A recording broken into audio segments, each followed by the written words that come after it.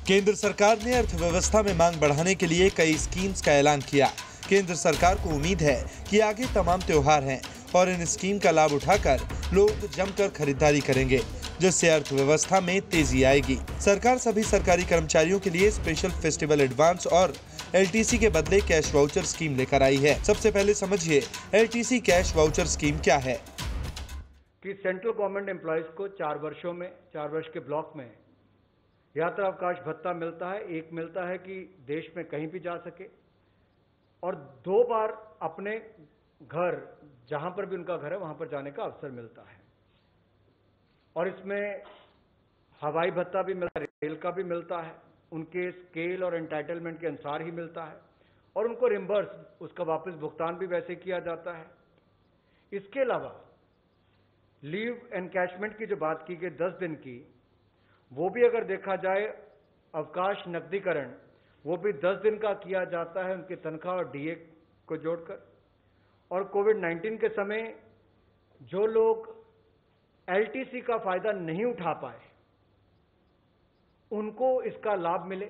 जिन्होंने पहले ले लिया उनके लिए तो नहीं, लेकिन जो नहीं ले पाए उनके लिए इसका लाभ मिलेगा। एक तो ये होगा, लेकिन इसके लिए क्या नियम होंगे उस पर मैं थोड़ी बात रखना चाहूंगा। एलटीसी के बदले उनको कैश पेमेंट मिल रही है, नकद भुगतान हो रहा है, उपलब्ध कराया जा रहा है।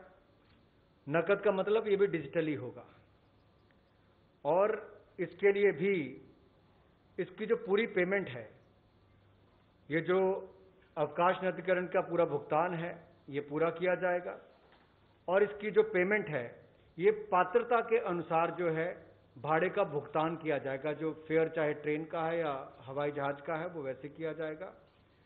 और जो भाड़े की पेमेंट होगी, फेयर की पेमेंट होगी, वो टैक्स फ्री होगी, उस पर कोई टैक्स नहीं लिया जाएगा। इसमें कर्मचारी के पास जो ऑप्शंस हैं, जो इसके लिए ऑप्ट करेंगे, जो इसके स्कीम के लिए जाएंगे, उनको क्या करना होगा। इसमें लाभ उठाने वाले कर्मचारी को किसी भी वस्तु या माल के ऊपर या सेवाओं के ऊपर जो उसके भाड़ा है, फेयर है, उसका 3 गुना ज्यादा खर्च करना पड़ेगा, तब जाके वो उसको क्लेम कर सकता है। और जो उसका अवकाश नकदीकरण है, लीव एनकैशमेंट है, उसका 1 गुना है, यानी कि उतना ही उसको खर्च करना पड़ेगा। और ये उसको 31 मार्च 2021 से पहले खर्च करना है। और इसमें केवल 2 छोटी छोटी बातें हैं कि जो जीएसटी जिस पर 12% या थोड़ा उससे ज्यादा वाली स्लैब में आते हैं, उसके ऊपर इनको खर्च करना होगा। और जीएसटी रजिस्टर्ड जो वेंडर है, जो व्यापारी है, उसी से इनको सामान लेना है या सेवाएं लेनी है और उस पर ही भुगतान करना है। और भुगतान भी डिजिटल मोड से करना है ताकि डिजिटल इंडिया को बल भी मिले।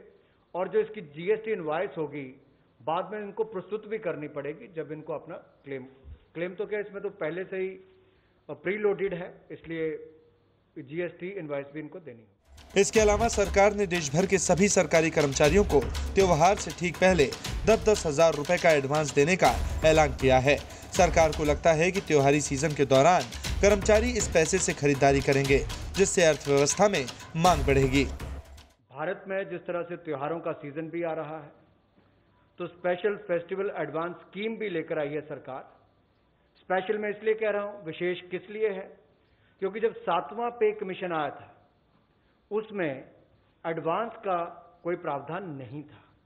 इससे पूर्व 6 पे कमीशन में 4500 रुपये मिलते थे, लेकिन इस बार माननीय वित्त मंत्री जी ने 10,000 रुपये का प्रावधान उसमें किया है और ये इंटरेस्ट फ्री एडवांस होगा।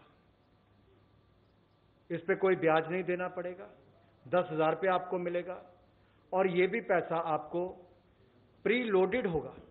जो रुपए डेबिट कार्ड है उसके ऊपर आपको 10,000 रुपया सीधा पहले ही उसमें भरा होगा, आपको केवल उसको खर्च करना है और इसको वापस भी देना है तो 10 किश्तों में इसकी वापसी जाएगी और आपको इस पर ब्याज कोई नहीं देना। अगर कुल मिलाकर देखा जाए तो इस योजना में केवल केंद्र सरकार के कर्मचारियों पर लगभग 4,000 करोड़ रुपया संवितरित होने की उम्मीद है और अगर राज्य की सरकारें भी इसको लागू कर देती हैं तो लगभग 8,000 करोड़ रुपया इसके ऊपर संवितरित होने की उम्मीद है। सरकार का दावा है कि ऐसा करने से अर्थव्यवस्था में तेजी आएगी। इन सारे कदमों से अर्थव्यवस्था में 31 मार्च 2021 तक करीब 73,000 करोड़ रुपए की मांग पैदा होगी। उन्होंने कहा कि अगर निजी क्षेत्र ने भी अपने कर्मचारियों को राहत दी, इकोनॉमी में कुल मांग 1 लाख करोड़ रुपए के पार हो सकती है।